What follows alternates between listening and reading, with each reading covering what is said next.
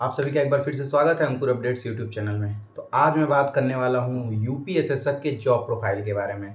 ये जानना इस वजह से भी ज़रूरी है कि आपको पता है भर्ती बोर्ड ने ट्वीट करके बताया था कि 1300 से ज़्यादा पदों पर यूपीएसएसएफ की भर्ती आने वाली है। तो मैं सोचा क्यों ना आपको ए से जेड तक बता दिया जाए कि यूपीएसएसएफ में अगर आपको जाना है तो क्या क्या लाभ आपको मिल सकता है। इतने सारे वैकेंसी में क्यों आप यूपीएसएसएफ को प्रेफरेंस में पहले पे चुनिए। तो अगर आपको जानना है यूपीएसएसएफ के बारे में तो आप इस वीडियो पे पूरा समय दे सकते हो। तो चलो जीरो से स्टार्ट करते हैं।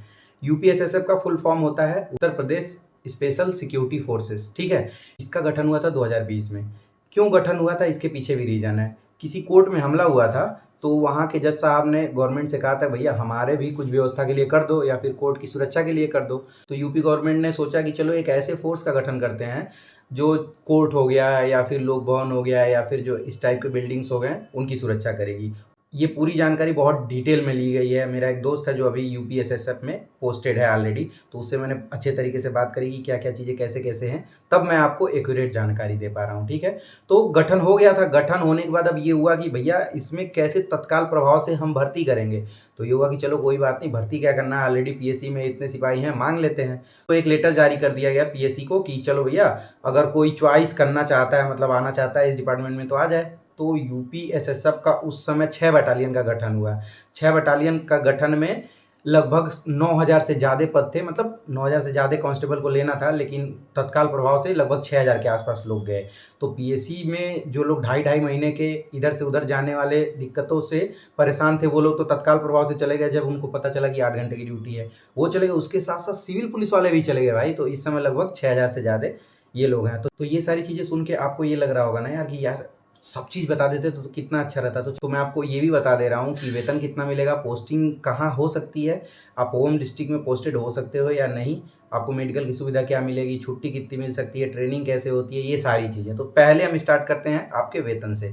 तो देखो अभी वैकेंसी निकलेगी मान के चलो मई के आसपास। भर्ती बोर्ड इस वैकेंसी को कंप्लीट कराने में लगभग 1 साल का टाइम ले लेगा। इस समय डीए चल रहा है 53%, मतलब मान के चलो 2% इस बार डीए लगेगा, 55 हो जाएगा। मान के चलो 3% दिसंबर में लग जाएगा एक तरह से, मतलब जो जुलाई में लगता है दिसंबर तक काउंट कर देते हैं, तो 58% हो जाएगा। अगले साल से आपको पता है कि सैलरी वैसे भी जो 8वां वेतन आयोग है वो लग जाएगा, तो सैलरी कुछ ज़्यादा ही बढ़ जाएगा। लेकिन अगर इसी साल के हिसाब से बात करें तो ग्रेड पे है 2000, बेसिक पे है 21700। उसमें अगर आप 55% भी जोड़ोगे तो लगभग 11 साढ़े 11 हज़ार के आसपास हो जाएगा, ठीक है। मतलब कुल मिला के अगर इस समय सोचो पोस्टिंग होगी, कोई नया जाता है इस डिपार्टमेंट में तो लगभग उसको 35-36 हज़ार के आसपास सैलरी मिल जाएगी। मतलब सेम जो पीएससी का सैलरी है वही है, लेकिन इसमें ट्रेवल अलाउंस नहीं मिलता है। इसका रीज़न क्या है? इसका रीज़न ये है कि जो आपकी पोस्टिंग है वो आपके होम डिस्ट्रिक्ट में हो सकती है।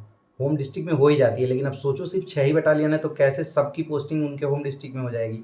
उनकी पोस्टिंग होम डिस्ट्रिक्ट में हो जाएगी। जैसे मान लो गोरखपुर का कोई है तो गोरखपुर वाले बटालियन में हो जाएगा, लखनऊ का कोई है तो लखनऊ बटालियन में हो जाएगा, मथुरा का कोई है तो मथुरा बटालियन में हो जाएगा। लेकिन जो उससे सटे जिलों के रहने वाले हैं उनका वहाँ हो जाएगा।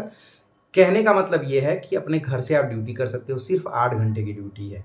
मतलब 3 शिफ्टों में ड्यूटी चलती है। जो रात वाली ड्यूटी है, अब सोचो मेट्रो में आपकी ड्यूटी लगी है रात में, तो रात में वहाँ क्या करना है, बंद रहता है, रेस्ट करो फुली। समझ गए ना? दिन में आराम से आपको एक प्रॉपर जगह मिल जाएगी, आराम से बैठे रहो, ड्यूटी करते रहो। तो 8 घंटे की ड्यूटी घर से भी लोग कर ले रहे हैं। जैसे मेरा जो दोस्त है वो 8 घंटे की ड्यूटी कर रहा है, इस समय आराम से मस्त एंजॉय कर रहा है। ड्यूटी कहाँ-कहाँ लग सकती है? जितने गवर्नमेंट इस टाइप के भवन होते हैं वहाँ लग जाएगी।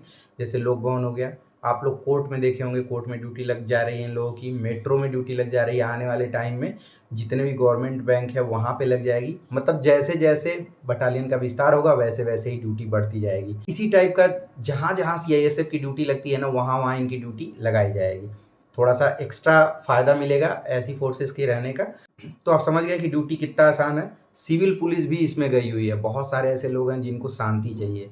सोचो वो सिविल पुलिस से फॉर्म भर के जो माँग आई थी उसमें चले गए यूपीएसएसएफ में। अभी कुछ ऐसे हैं लगभग 4-5 फॉर्म पेंडिंग में चल रहे हैं। सिविल पुलिस वाले कांस्टेबल जो हैं वो चाहते हैं यूपीएसएसएफ में जाना। तो आप समझ रहे हो ना कितना फ़ायदा है। मतलब ज़िंदगी में आपको नौकरी चाहिए, सैलरी पे आश्रित रहना, तो आप यूपीएसएसएफ को प्रेफ़रेंस दे सकते हो, ठीक।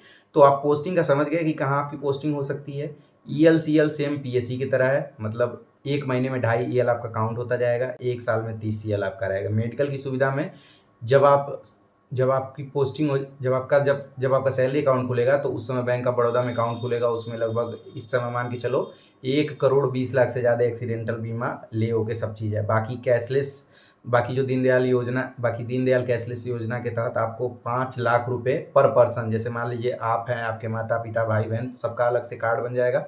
5-5 लाख रुपया पर पर्सन इलाज करा सकते हैं और आप चाहे तो इलाज कराने के बाद मेडिकल रीइंबर्समेंट भी ले सकते हैं। रहने की सुविधा में थोड़ी सी दिक्कत है, रहने का भी चूंकि परमानेंट कोई सिस्टम नहीं बना हुआ है तो आपको बाहर ही रहना है। महानगर में आपको 2400 एचआरए मिल जाएगा मतलब किराए के लिए, और जो छोटे नगर है वहाँ पे आपको 1200 रुपये मिल जाएगा। तो समझ गए ये चीज़। तो ये सारे फ़ायदे हैं, थोड़ा सा रहने की दिक्कत है, बाकी इसमें नज़दीक ड्यूटी रही तो आप घर पे भी जा सकते हैं।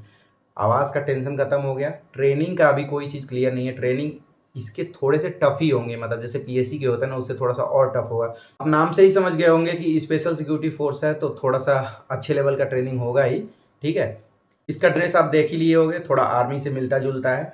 एक चीज़ इसमें है कि जो 13 महीने की सैलरी मिलती है, सैलरी के साथ साथ 1 साल में जो आपको छुट्टी नहीं दी जाती है, मतलब जो सरकारी छुट्टी नहीं दी जाती है उसका 1 साल का, उसका 1 महीने का एक्स्ट्रा सैलरी आपको मिलेगा। मतलब जो मार्च का महीना है उसमें 2 बार आपकी सैलरी आएगी, यानी कि 1 साल में 13 महीने की सैलरी मिलती है। और साल में जैसे और फोर्स हैं उसमें वर्दी भत्ता मिलता है, इसमें वर्दी भत्ता नहीं मिलता है। अभी वर्दी डायरेक्ट वो बना के दे रहे हैं, जैसे ठंड में जैकेट देते हैं ना वैसे ही आपका साइज़ ले लेंगे, उसके बाद आपको ऊपर से नीचे पूरा वर्दी उपलब्ध करा देंगे। समझ गए? तो वर्दी वही देते हैं, तो वर्दी का पैसा नहीं मिलता है, ट्रैवल अलाउंस नहीं मिलता है। चूँकि इसमें ये बताया गया कि एक तरह से आप अपने डिस्ट्रिक्ट में रह के ड्यूटी कर सकते हो, तो इस वजह से ये ट्रैवल अलाउंस नहीं देते हैं। तो मुझे लगता है कि पीएससी के तुलना में आप यूपीएसएसएफ को प्रायोरिटी देना ही, नहीं तो बाद में परेशान होंगे। आप उनसे पूछ लो, जैसे देखो कोई चीज़ अगर आपको एक्यूरेट जानना है तो उनसे पूछो जो ऑलरेडी उस डिपार्टमेंट में काम कर रहे हैं, वो आपको उसके फ़ायदे और नुकसान दोनों बताएँगे। तो सिविल पुलिस में जलवा है, हर चीज़ है, लेकिन सुकून नहीं मिलेगा, सुकून आपको मिलेगा यूपीएसएसएफ में।